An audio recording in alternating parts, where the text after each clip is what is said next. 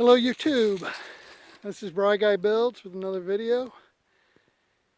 Recently I kind of finalized the modifications to the truck with the addition of the rock sliders.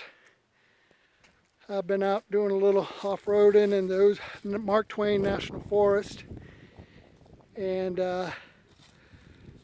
mostly gravel roads. I was able to find a couple little spots that weren't maintained that I could get into the mud.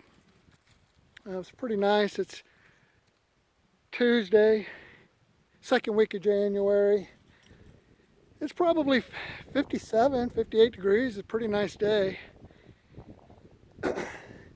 We're just rolling around out in the National Forest where I live. I'm about 20 minutes from the northwest corner of the Mark Twain National Forest, which is broken up into 8 or 9 districts.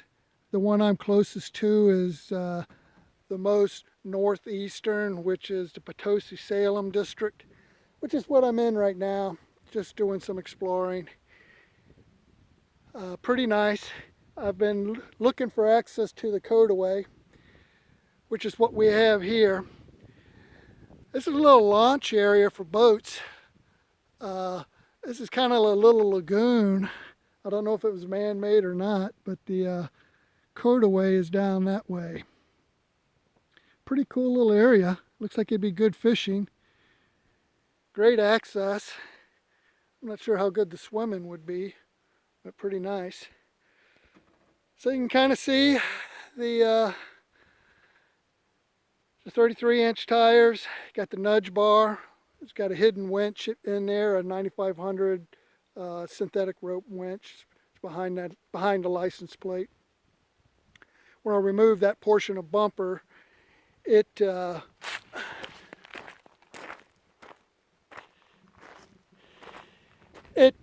removed the tow hooks, but the nudge bar has this little spot there for putting some shackles on, which I think is a little bit better.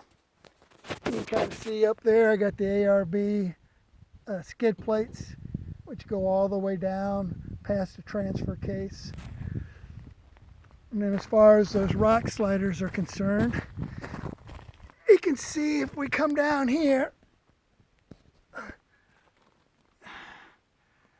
they're mounted in 3 different locations to the frame.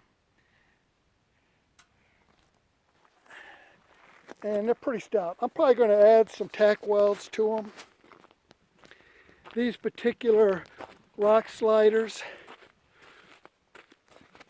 are made by Rocky Ridge Outfitters. There's not a whole lot of choices when it comes to rock sliders for the Ranger. The Schrock rocks and these rocky roads are the entry level, and they have other ones available. They get more expensive. The Schrock works I didn't care for because they only had 2 legs attaching the sliders to the frame, which is, these have 3. The Schrock works utilize existing holes in the frame, which are larger, sort of like drain holes. You know, so obviously a lot easier to install. These particular ones that I installed, they are attached with, at each of the 3 legs, with 4 self-tapping bolts. So I did have to drill 12 holes on each side. So it does take an angle drill and some short stubby bits. But other than that, it wasn't too difficult. I'm happy with them, but like I said, since they are just, that was my downside to thinking on them, was that because they're just utilizing a self-tapping bolt, I was concerned about, you know, are they going to pull out when they get dropped on? So I think what I'm going to do is I'm going to put some welds on there. I'm not going to fully weld them because if I ever want to remove them, that would make it difficult. But I am planning on putting some small little 1/4-inch welds on a couple of the areas just for some insurance. I'm real happy with the truck. So far today, just out in the mud. I've been mostly in 2-wheel drive. It's done really good. These Wild Peaks have done really well. Real happy with them. I was on one trail that was a little rough. I did have to put it in 4-low. I don't think I needed to. I was just keeping my speed down. My dog, he likes to get in the water. Don't matter what temperature it is, he's going to get in it. So I don't mind. I've got some Carhartt seat covers in there, so I don't mind him getting in. That was the other reason for getting the XL version. I've got the vinyl floors, and I knew I was putting seat covers on it, so I really don't care if it gets dirty. I bought this thing to work out of and off-road in and camp in, so I didn't want a real nice interior.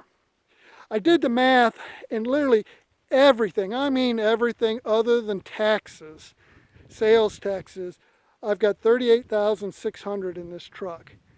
And I was at Lowe's and I parked next to a trimmer. I've got about 2 more inches of tire, and of course a way better tire than that General Grabber. The skid plate really is just a bash plate up in the front, same thing that's on the FX4, and it's pretty much nothing beyond that. The rock sliders are more of a step. They're not going to be able to withstand a big hit, you know. So in my opinion, I think a trimmer typically comes in at about 40 grand, 42 grand. And of course with the trimmer, it's going to be a crew cab with the short bed. You cannot get the super cab on the trimmer. So that was kind of one of the reasons I decided to build, because I wanted the 6-foot bed. Plus, I knew that those trimmer pieces were not up to par. I wanted the tires I wanted, the rock sliders, the skid plates. Like I say, the trimmer does not come with a winch, you know, so I got a lot more truck for the money. Now, of course, I did all the installations myself. So I had the tools and the driveway and the know-how and the money and the time to do it. If you don't, I mean, the trimmer is a great truck, but in my opinion, this truck is way better. Now, I don't have the terrain management. I can add the terrain management, but because this is the base truck, the gauge cluster in the main gauges doesn't have a big enough screen to display all the different drive modes in the terrain management. So I could add it, but I'd have to guess at which of the modes I'm in. So I'm probably not going to add it. And then of course you'd have the crawl control, which I don't have, you know. So of course with the trimmer, it has to be an XLT or a Lariat, so it'll be a lot nicer interior. So yeah, it's a lot different truck. You really can't compare them. But if you're buying a truck to take off-road and do some wheeling, you know, nowadays the trend is, hey, get a $50,000 truck and take it off-road, you know. So I didn't feel that. I knew I was going to be working out of it. So I'm real happy with what I got here. Alrighty, guys. I'm going to head out, explore a little bit more of the National Forest out in this area, and enjoy this day. We got a cold front coming in tonight. So temperatures are going to drop. This will be the last 60-degree day probably for a while. Alrighty, thanks for watching, and please like and subscribe.